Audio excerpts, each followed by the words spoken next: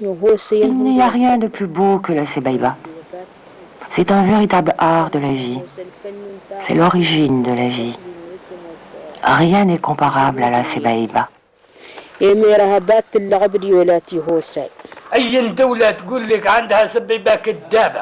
Tout pays qui prétend avoir la Sebaiba ment. Allez visiter tous les musées du monde et voyez si vous trouvez un pays qui a la Sebaiba. Son origine, c'est ici, à Janet. سبيبة منبع نتاعو هنا في جهة خاص.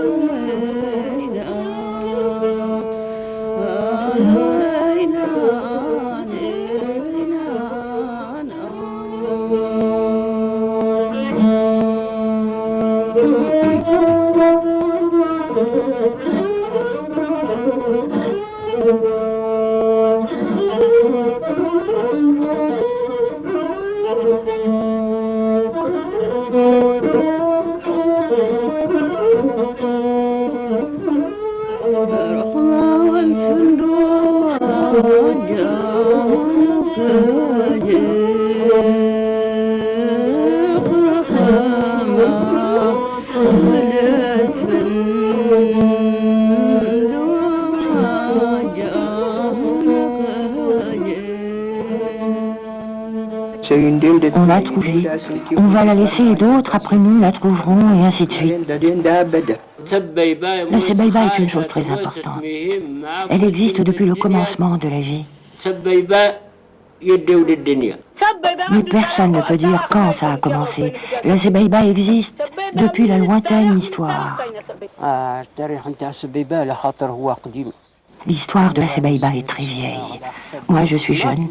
D'après les vieux, ça remonte à des siècles.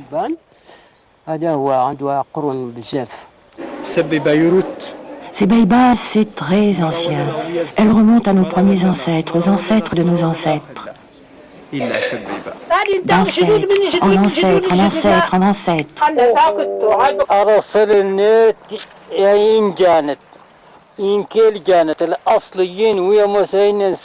La Sebaiba appartient à Janet, aux gens originaires de Janet. Ceux d'Azalwaz et ceux d'Elmihen. Ce sont eux les dépositaires de la Sebaiba. Tu ne trouveras nulle part au monde une fête ou des festivités ressemblant à la Sebaiba.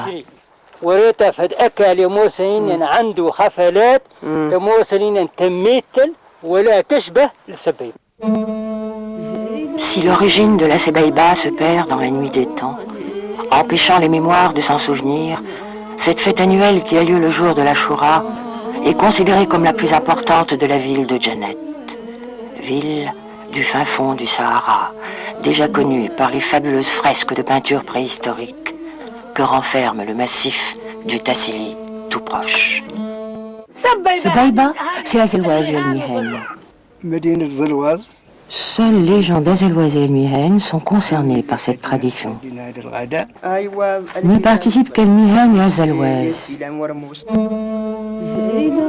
Si la fête de la Sebaiba est une réjouissance pour tout Janet, son organisation et son déroulement ont toujours été liés à la rivalité des deux plus vieux quartiers de la ville.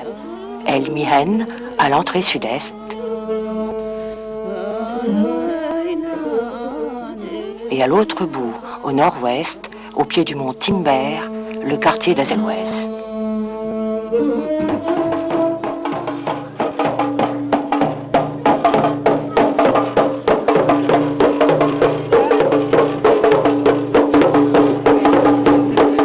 Chaque année, dès le début du mois de Muharram, 10 jours avant la date sacrée de l'Ashura, un groupe de femmes d'Elmihen et un autre d'Azalwaz sortent en tapant sur leur ganga pour annoncer le début des festivités de la Sebaiba.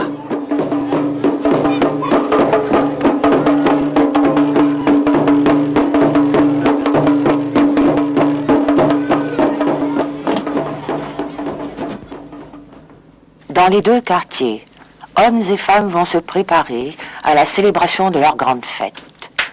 Cet homme, d'Azaloise, vérifie l'état de sa takumba, l'épée traditionnelle des Touaregs, et décide de la porter chez le forgeron pour la remettre à neuf.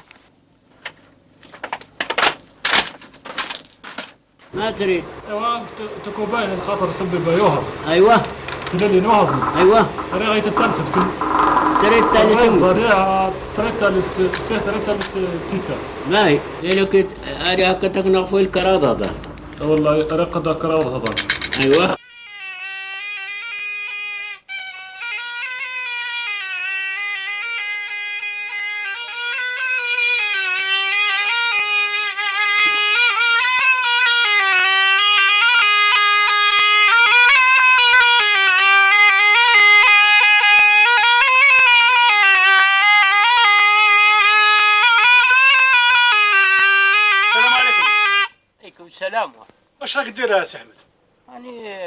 Je prépare ma flûte pour être prêt pour la Sebaiba.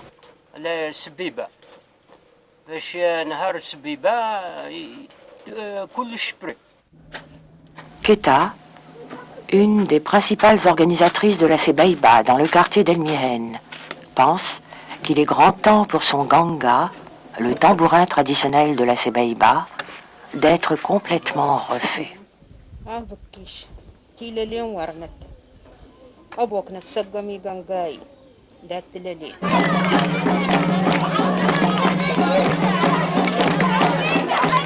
Depuis toujours, 10 nuits avant la Sebaiba, les habitants d'El Mihen se retrouvent tous les soirs à la même place, au pied de leur vieille mosquée, pour répéter et se préparer pour le grand jour.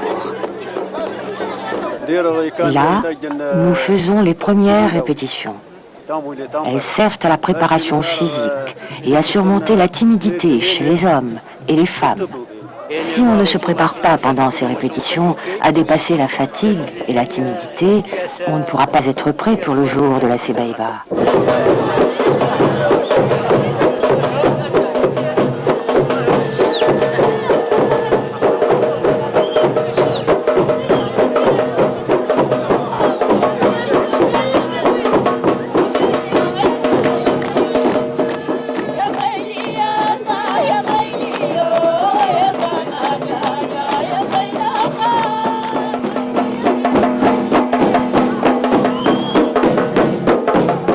Pendant ces répétitions, les jeunes hommes apprennent à libérer leur corps et à le livrer au seul rythme des gangas.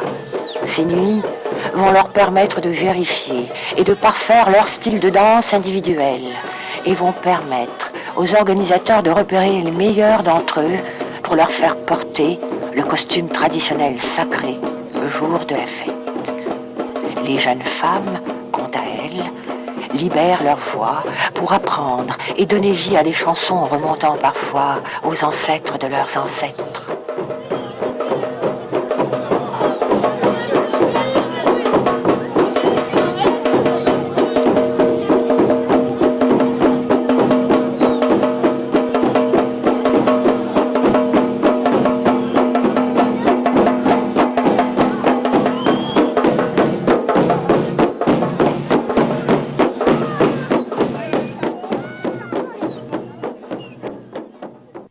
الناس جانت تنام تلا الناس جانت تنام تلا نجارني وند العاصمة نجارني وند العاصمة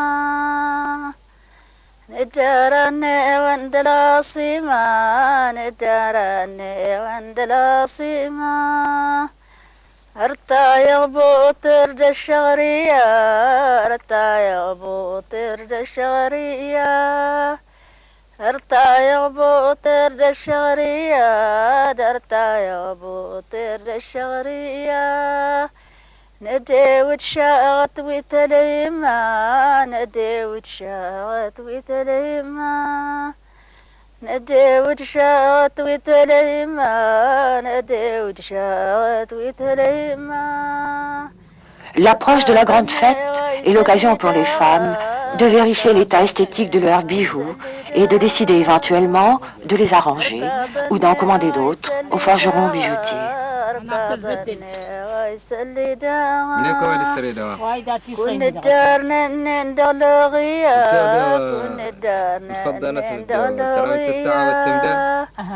نتارس يا الله نكا مقار نتارس يا الله نكا مقار. Bekish, habitant d'Elmihen, est un des hommes clés de la Sebeiba. Il reste l'un des rares, sinon le seul fabricant de ganga. Il en fait pour toutes les femmes, que ce soit celles d'Elmihen ou celles des Alloises. تزاوز تيسا أيسا تهين جاي القهوة شاتي تدخمان. Quand Bekish met des noyaux de dattes dans le ganga, il les baptise du nom des meilleures chanteuses du moment pour que leur vibration à l'intérieur du tambourin soit aussi agréable à entendre que les voix de ces chanteuses appréciées par tout le monde.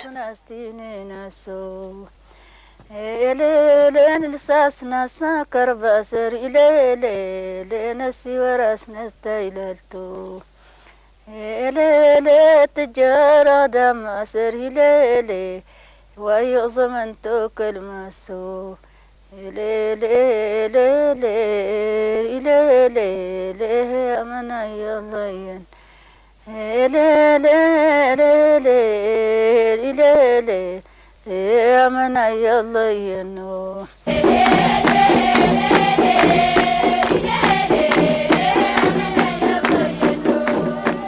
Parallèlement aux répétitions d'Elmihen, qui se déroulent durant les 10 nuits qui précèdent l'Ashura, les gens des Alloises consacrent eux aussi ces nuits à se réjouir et à se préparer pour mieux chanter et mieux danser que leurs rivaux le jour de la fête.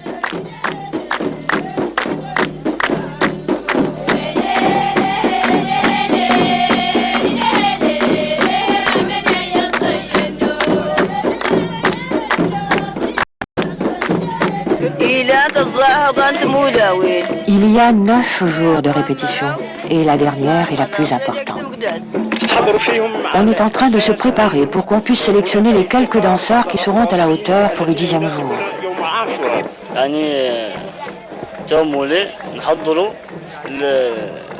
On se prépare pour après-demain la grande fête. Tu danses bien? As-tu été choisi pour la Sebeiba?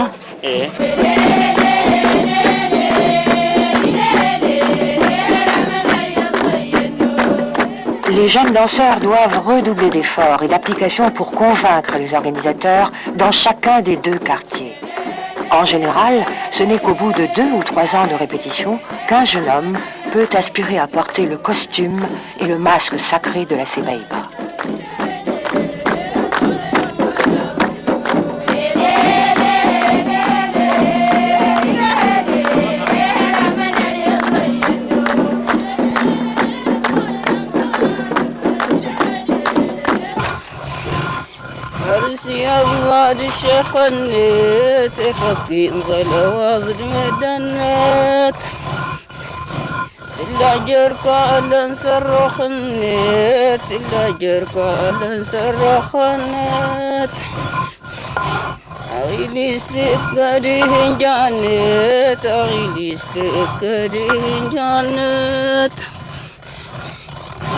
قال صرخني تغلي استكري جنات الليلي الله الليلي الله ما دادو الليلة لي لي لي لي لي لي من يضينو لي وانتني نسيك لأسري لي لي أصنستيني نسو تكلاتي مضيجنتي لي لي نصاص نصا كرب أسري لي نسي ورسنا Sebeiba ne peut se faire sans le travail des forgerons.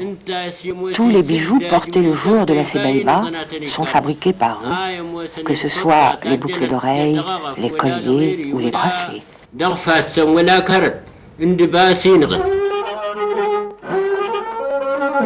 Les costumes portés par les danseurs le jour de la fête rituelle sont souvent très anciens et conservés depuis plusieurs générations par les familles importantes et influentes dans chacun des deux quartiers rivaux.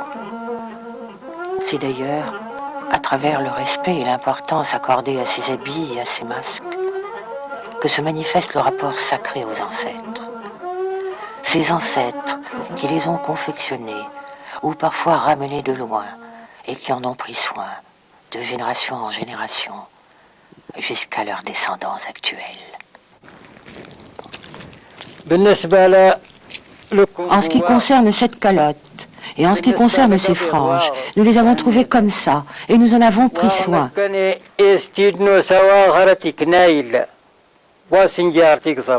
Quand ces bijoux s'abîment, on les donne aux forgerons pour les réparer et on les remet nous-mêmes. Ces costumes ne sortent que le jour de la Sebaïba, le jour de la Ashura. Les bijoux qu'on peint ici ne sont jamais vendus. Ils sont cachés durant toute l'année dans des coffres jusqu'au jour de la Ashura. Quand il y avait de vrais hommes, le costume ne sortait que le jour de la Ashura, que ce soit le masque, le takamiste ou l'épée.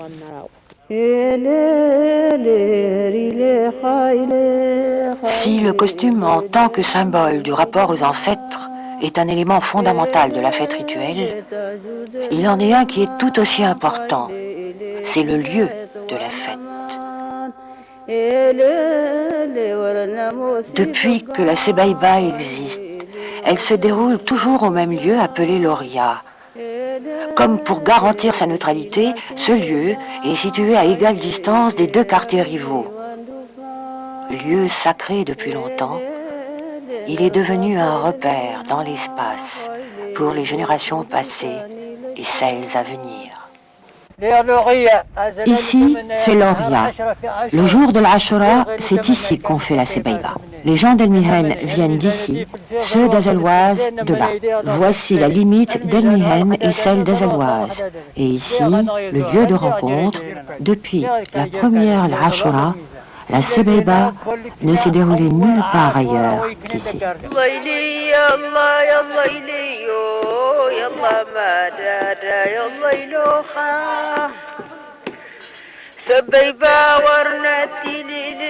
La veille de la Sebaïba est consacrée chez les femmes à leur préparation esthétique.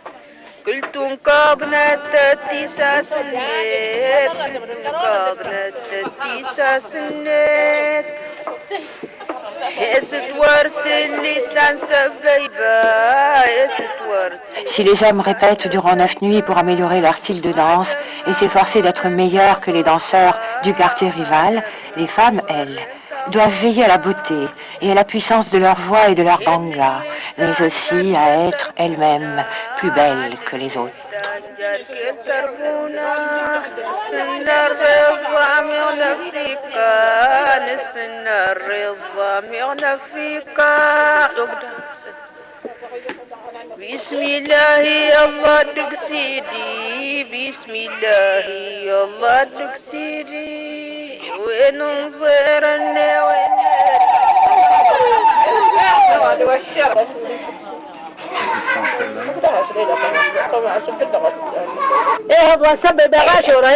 La veille de la Sebaïba, la veille de Ashura, personne ne dort, tout le monde est excité.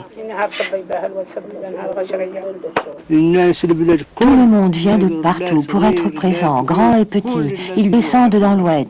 Les gens accourent de Libye, de l'Aïr, de partout pour assister à cette journée.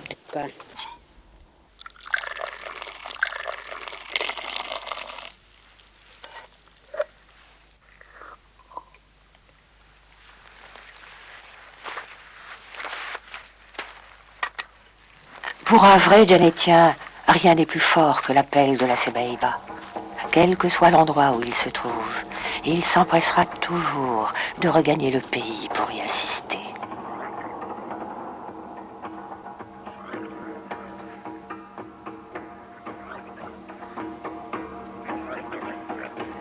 Ce puissant désir des Djanétiens à vouloir être présents le jour de leur fête a poussé certains d'entre eux à prendre des risques et à enfreindre les dures lois du voyage dans le désert.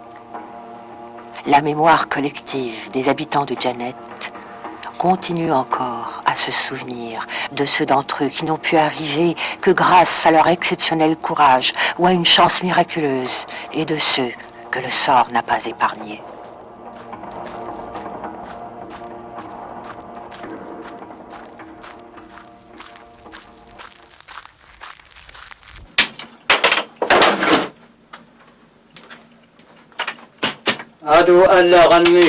Ce sont les lances de nos ancêtres. Cela fait 1 an qu'elles sont ici. Aujourd'hui est arrivé l'Ashura, on les ressort pour les utiliser. Quel soulagement et quelle joie pour celui qui, après un long voyage, réussit à arriver à temps.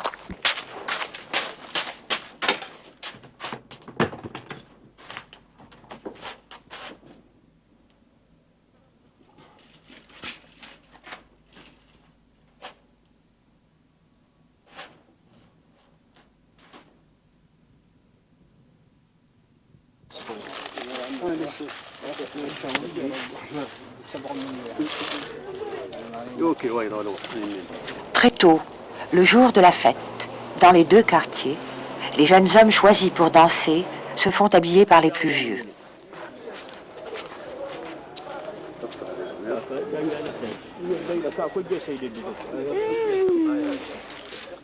Depuis toujours, l'habillage de ces costumes ne se fait nulle part ailleurs que sur la place où se sont déroulées les répétitions nocturnes.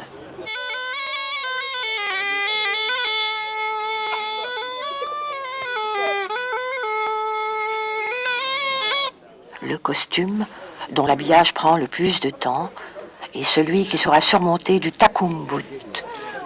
Une série de bandes de différentes couleurs seront superposées sur le buste du danseur avant que le fameux masque, le takumbut, ne soit ajusté sur sa tête.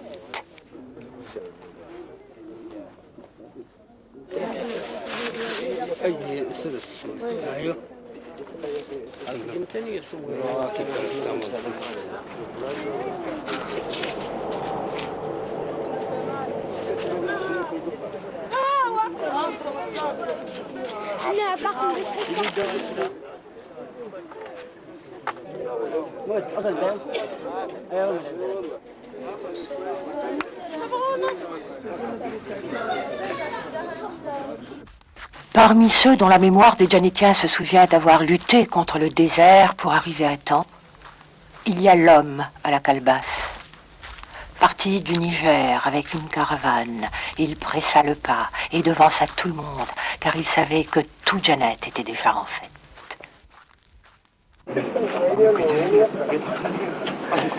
Au quartier des Alouazes, au cours de la nuit précédant la journée de la Sebaïba, un enfant meurt.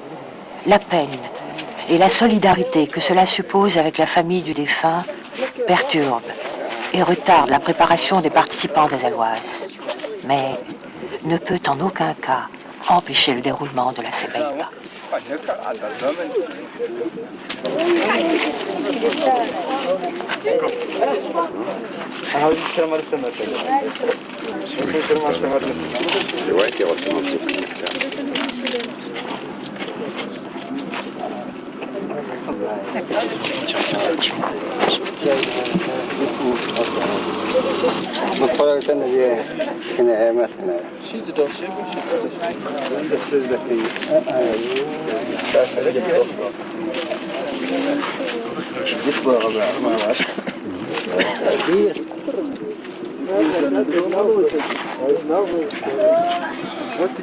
الله إلي يا الله يلا إلي يلا ما دادا يلا إلوها سبيبا ورنتي لي للنت سبيبا ورنتي لي للنت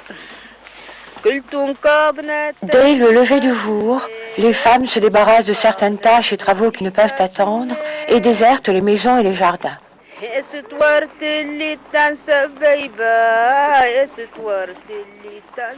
Elles descendent vers la palmeraie, drapées dans des couleurs de fête, sûres de passer une journée pas comme les autres. هن المتانجر كل تربونا هن المتانجر كل تربونا نسن الرضا مغنفيكا نسن الرضا مغنفيكا بسم الله الله تقسيدي. Mêlés à la foule, les danseurs déjà prêts descendent dans la palmeraie pour s'y rassembler et attendre le coup d'envoi du rituel. La palmeraie est envahie par les habitants de Djanet et devient ainsi un grand espace de rassemblement, de retrouvailles et de joie. Les vieux quartiers de Djanet, vidés de leurs habitants, connaîtront au cours de cette journée un calme et un silence inhabituels. Avant que la fête ne commence, les gens des Alloises se regroupent au nord de la palmeraie, ceux d'Elmihen au sud, chacun dans la partie proche de son quartier.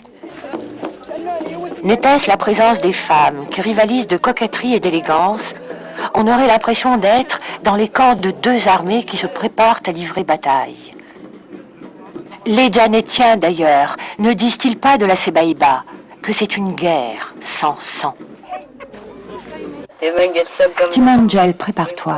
Demain tôt le matin, on se rencontre pour la guerre. Demain, on part à la guerre. Une guerre sans sang et sans blessure. Ça, ce sont des vers de poésie sur la Sebaïba.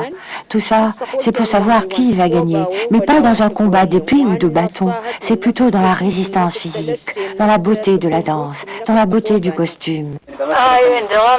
La guerre se fait uniquement avec le voile indigo, le tissu blanc, le takamiste et les bijoux. C'est ça, la guerre. Dans les deux camps, la nervosité commence à gagner les participants qui attendent impatiemment le signal de départ des chefs.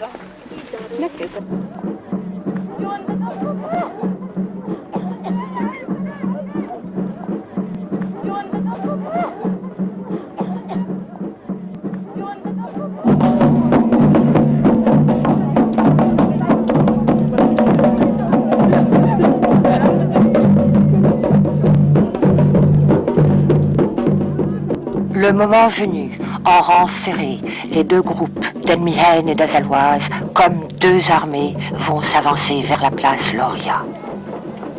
Le groupe d'Elmihen pénètre toujours par le sud, tandis que celui d'Azalwaz par le côté opposé au nord.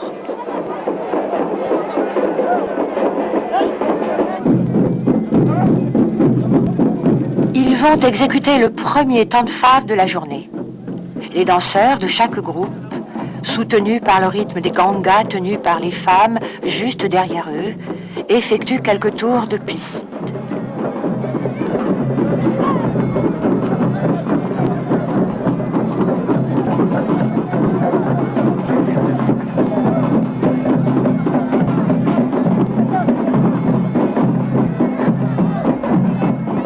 La Sebaïba est une guerre sans sang et sans blessure, disent les Djanetiens. Mais ne serait-elle pas le souvenir lointain de violences meurtrières entre les deux groupes que la mémoire collective aurait refoulé, banni? Les différents mouvements de jeu et de danse avec les épées, ne serait-il pas alors l'expression symbolique de la maîtrise de cette violence meurtrière passée? Violence qui, une fois pacifiée, s'est transformée en transe, rythme et vibration dans le rituel de la fête.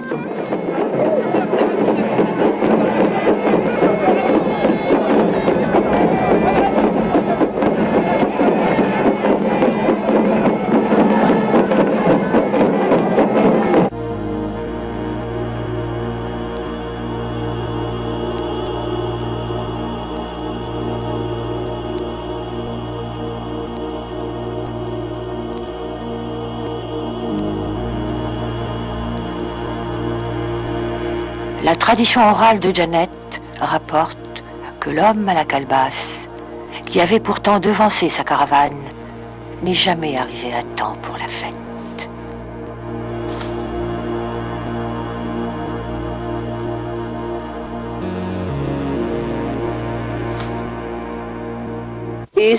Il a quitté l'Aïr. Il voulait absolument participer à la Sebaiba.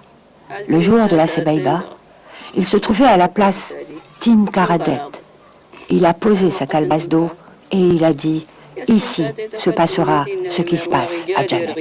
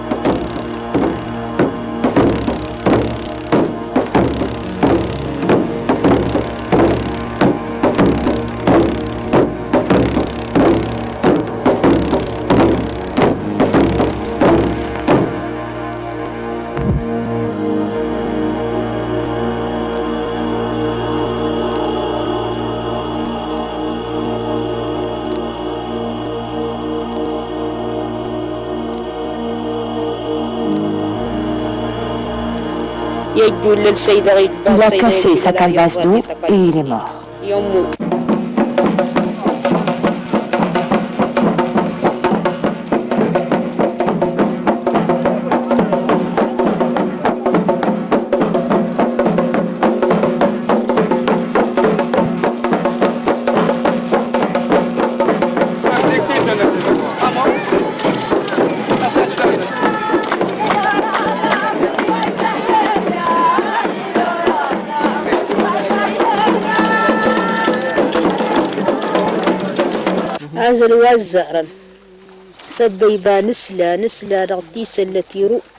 On nous a raconté que la première fois qu'il y a eu la Sebaiba, c'est quand le pharaon a péri dans les eaux. Pour fêter cela, les femmes ont fait vibrer leur ganga et les hommes se sont mis à danser.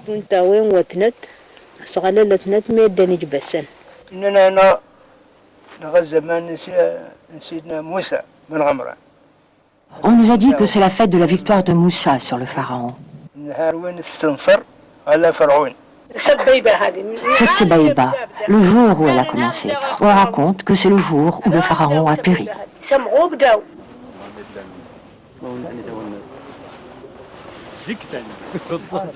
Au milieu de la matinée, les danseurs de chacun des groupes se retirent dans leurs camps respectifs pour enfiler les prestigieuses tikamsines faites de bandes de tissus couleur indigo cousues les unes aux autres. Ici, les vieux des Alloises les mettent aux danseurs choisis, après les avoir retirés des coffres où elles étaient soigneusement conservées depuis la Sebaiba passée. Dans le camp d'Almihen, le vieux Bekish veille aux petits détails de l'habillage.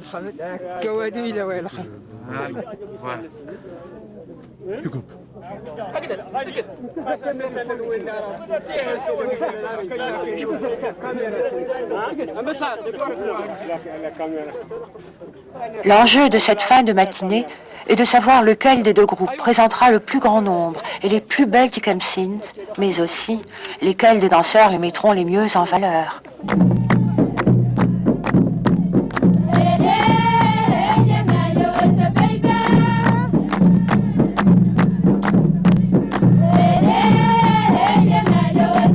Certaines de ces tikamsines sont tellement anciennes que personne ne peut se souvenir de leur origine, ce qui leur confère encore plus de valeur, comme si elles portaient en elles une part de ce mystère lié aux origines de la communauté, à son identité profonde. L'autre mystère est le sens que donne la tradition orale à la Sebaiba. Elle serait, dit-on, la célébration de la victoire de Moïse sur le Pharaon. Mais quel rapport peut-il donc y avoir entre les Touaregs du Sahara et l'anéantissement du Pharaon dans les eaux du Nil? Les seuls qui auraient pu répondre à cette question, peut-être, sont les lointains ancêtres des Touaregs de l'Antiquité, dont Hérodote, l'historien grec, a rapporté les fréquents et réguliers contacts avec les Égyptiens de l'époque. Mais comme ils ne sont plus là, le mystère de l'origine de la Sebaiba demeure entier, comme celui de l'origine de certains de ces Tikamsin.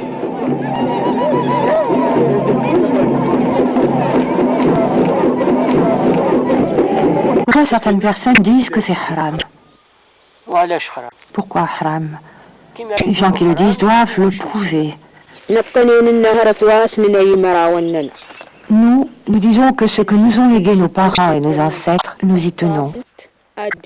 Et nous disons que tant que nous sommes vivants et qu'on peut le pratiquer, on ne l'abandonnera pas. Ce qui est haram de la Sebaiba, c'est la mixité. Je peux te dire que c'est bien la mixité. La femme qui joue du ganga, c'est elle qui chante, et l'homme prend l'épée, met son masque et danse. Mais si la femme ne joue pas du ganga, comment voulez-vous que l'homme danse?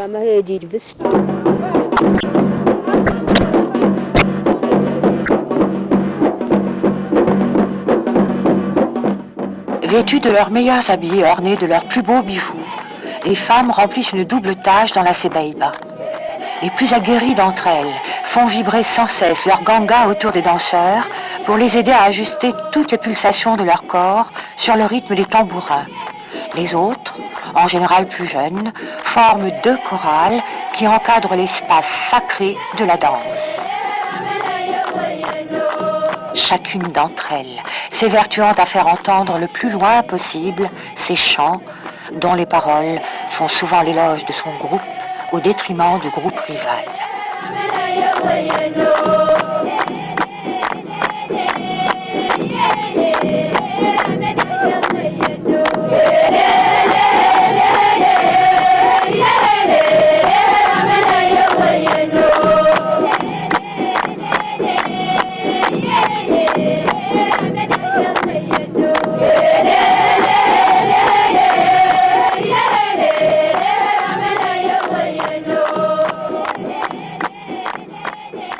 Nous sommes au milieu de la journée et dans quelques instants, l'Oria va se vider pour permettre aux participants de se reposer, de déjeuner et de reprendre des forces pour être d'attaque l'après-midi.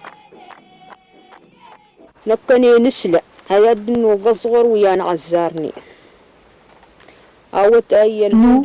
avons retenu ce qu'ont dit les anciens. Une année, les gens ont décidé de ne pas fêter Sebaiba. Alors, s'est levée une tempête de fin du monde. Une fois, ils ne l'ont pas fêté. Un vent violent s'est levé, tout s'est couvert.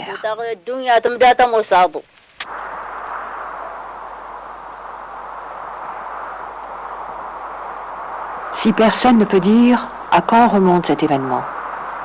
Tous les vieux sont convaincus que ceux qui avaient décidé de ne pas fêter la Sebaiba cette année-là ont déclenché le courroux des ancêtres.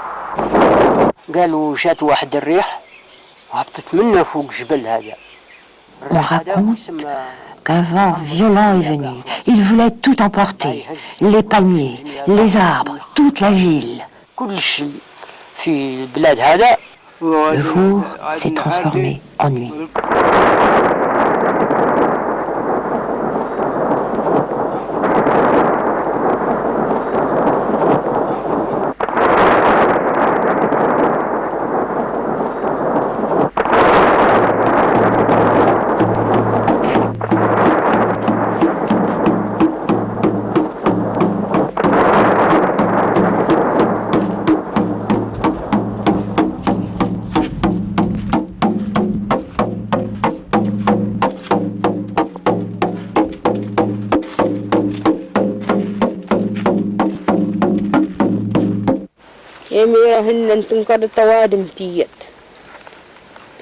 C'est alors qu'est sortie une femme qui a joué du ganga et la tempête s'est arrêtée.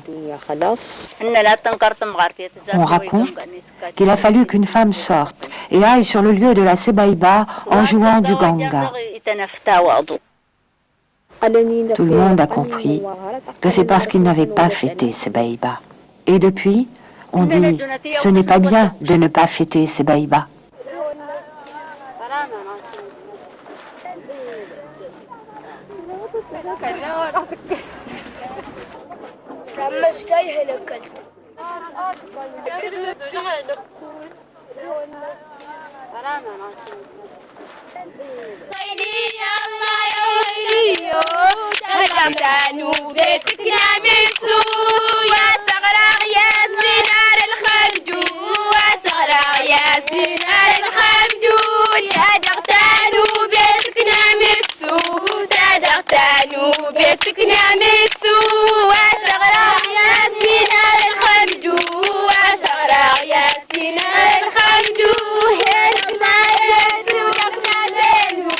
De par le passé, dès leur jeune âge, les enfants s'impliquaient dans la Sebaïba.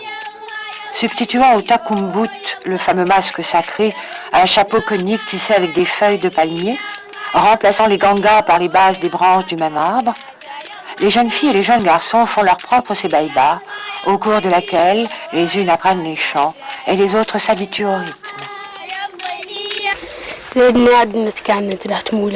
C'est en assistant aux répétitions que nous avons appris à chanter et à danser, disent ces enfants, dont le plus grand désir est de chanter et danser dans la Sebaïba.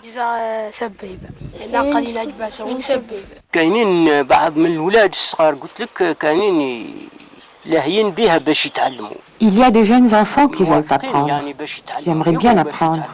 لكن هما واش يبغوا يتعلموا شيء اللي كان فيه فائدة يعني المستقبل نتاعهم يكون Les enfants, ils préfèrent assurer leur avenir, leurs études. القراية البكالوريا والله شي حاجة من الحوايج هادو. الإنسان اللي هو مازال راه جين على بالك. Les choses traditionnelles ne les intéressent pas. التقليدية هذه نتاع الشبان الأولين. Ils ont relâché leur volonté, se sont éloignés de leurs ancêtres et ont tout abandonné. Toutes les choses vont changer partout en Algérie, parce que la nouvelle génération n'accorde pas d'importance aux anciennes choses. Ils ont été détournés par la télévision, les voitures. Ils ont tout abandonné de ce que leur ont laissé leurs ancêtres.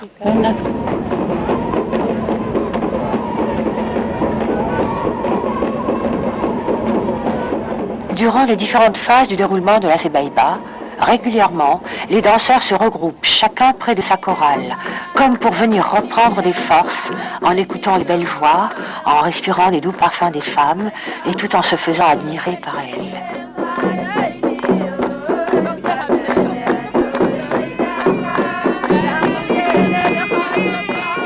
Dans le rituel de la Sebaïba, non seulement la violence brutale qui pourrait opposer les deux groupes est expiée, évacuée, mais leur rivalité pacifique devient le meilleur moyen de sauvegarder des symboles culturels communs aux deux groupes, puisqu'ils vont exceller dans l'effort de conservation et de reproduction de leur musique, de leur chant, de leur danse et de leurs costumes.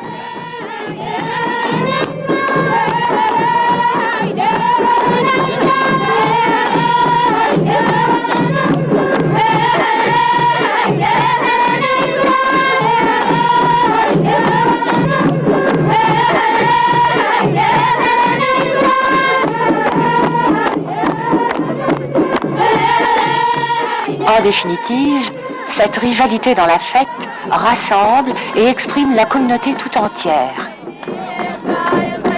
Ces danseurs quittent leur groupe et vont vers le groupe rival danser devant ces femmes.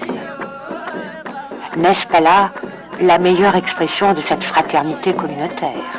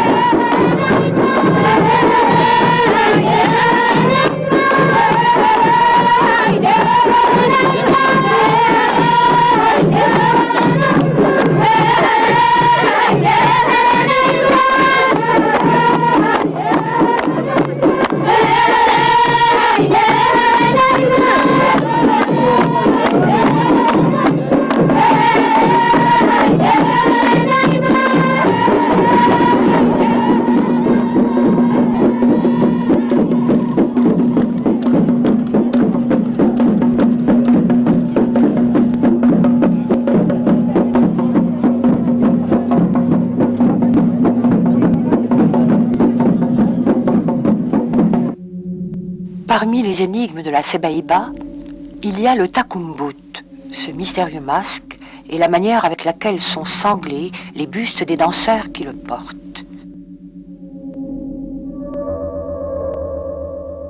C'est toujours de la même façon et dans le même ordre de couleurs que les différentes bandes d'étoffe sont mises et serrées autour du buste.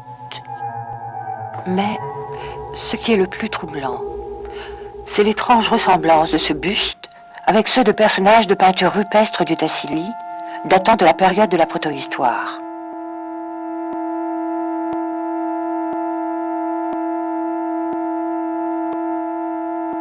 Période où le signe du triangle, très présent dans l'esthétique touareg, se rencontre souvent.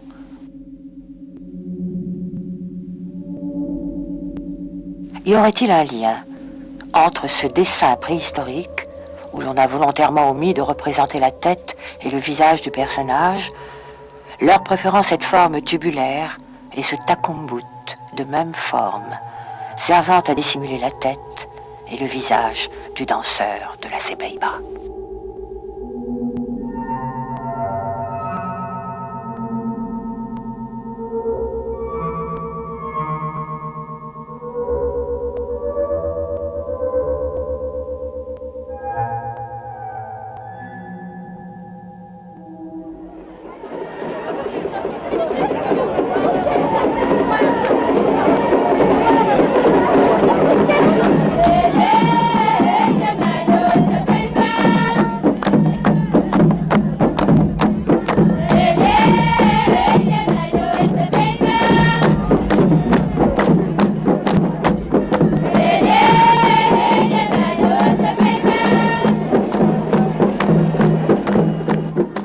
La ronde des épées est l'une des dernières phases de la Sebaiba. Ces épées qui fendaient l'air durant toute la journée sont maintenant domestiquées et pacifiées par la magie de la Sebaiba.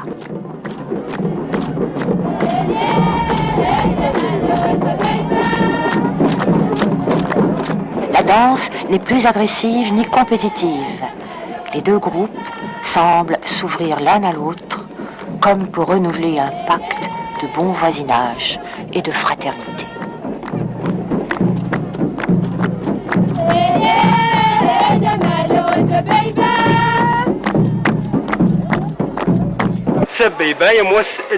Sebaiba, c'est la distraction des gens, la joie des gens. C'est leur défoulement dans le moment approprié. Chaque peuple a son histoire, chaque pays a ses joies, ses distractions. Chaque pays a ses coutumes et ses traditions qu'il conserve et défend. Même si vous nous tuez, nous n'abandonnerons pas les nôtres.